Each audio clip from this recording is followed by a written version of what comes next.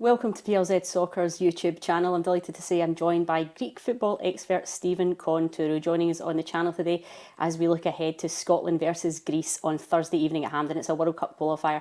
Stephen, first of all, what is the mood coming out of the Greek camp when we look at this game ahead? Well, I can certainly say that it's an anticipation that this is a must-win game. Quite simply, the last game against Denmark in Yorgos Karaiskakis Stadium in September did not go to plan. We got demolished 3-0 there. They completely outplayed us. Everything that could have gone wrong went wrong. And so, not just the Scotland game that's coming up first, the second game against Denmark in Copenhagen is going to be incredibly important for Greece to have any hope of qualifying for the World Cup. And even finishing in the top two as well. Where does the expectations lie for Greece then in terms of getting to that World Cup? Should they be a team that are there?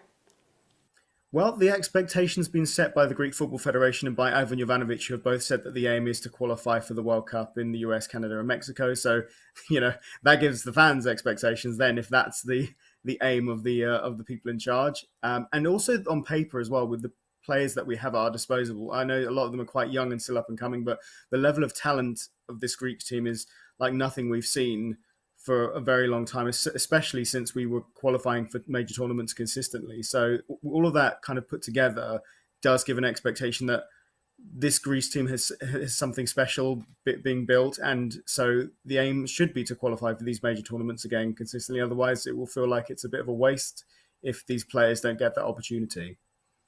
You mentioned there that the expectations have been laid out then. So for the manager, Ivan Jovanovic, how does he cope with those? Those expectations of him getting there, does that put excessive pressure on him? How is he coping with that kind of thing? Well, Ivan Jovanovic in the past is a manager that has dealt with that kind of pressure and has exceeded expectations. I think my favourite anecdote of Ivan Jovanovic's time as a manager is his time at Apoel in Cyprus, where he took a team of relatively unknowns in terms of the wider world of football, just a club from Cyprus, albeit, one of the biggest clubs in Cyprus, but he still took them to the Champions League quarterfinals in 2011-12, which is a huge shock for that level of football. And nothing I've seen is of note has kind of topped that since in terms of shock. So he's clearly got that pedigree of being able to take teams that are a bit unfancied and take them further. And especially with this really talented generation of Greek players, he is the man, I believe, to take us back to those good times of qualifying for major tournaments consistently. And I've always said that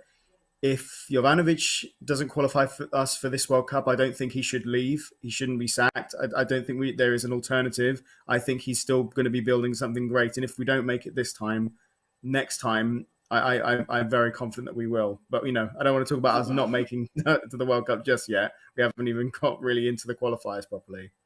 If you speak to Scotland fans, they'll say the squad has got a lot of really good, young, exciting talent, the likes of Ben Gannon Doak in there, but Greece have got a 17-year-old wonder kid who's just set the header alight. How far do you think he can go in the game? What are the expectations on him?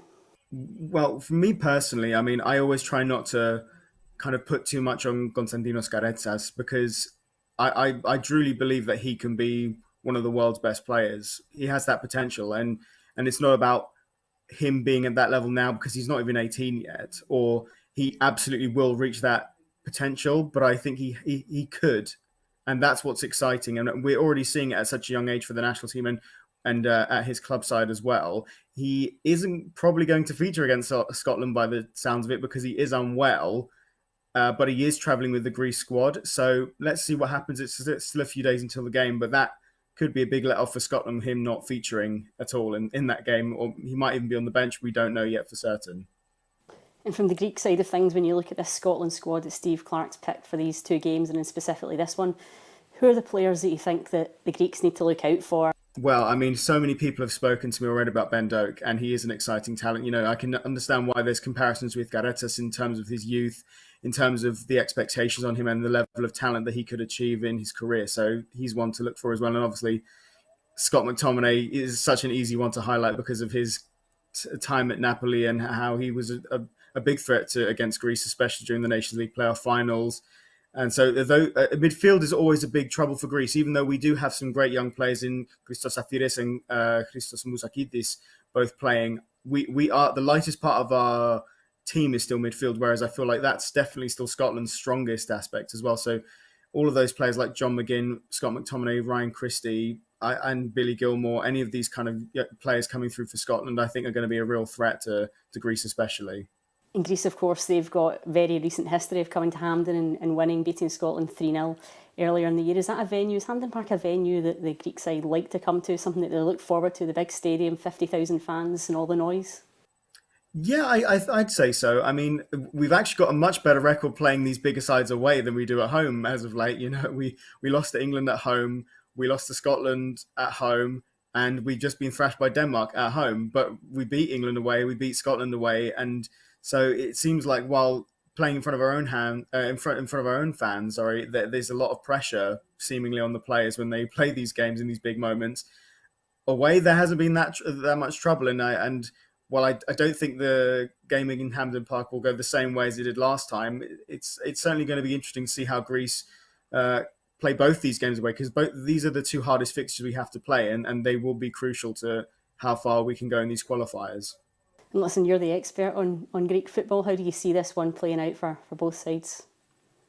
Like I said, I don't think it's going to be a 3-0 thrashing like last time. I definitely think that it'll be a very even match. Scotland will be up for it. And I think a lot of the rhetoric around Greek fans specifically is that they assume that Scotland will want revenge. And I don't know if that's necessarily something the Scottish fans have necessarily align with, but I definitely think there'll be an expectation that Scotland won't perform like they did in the last game against Greece at Hampden Park. And so it's going to be a very close one.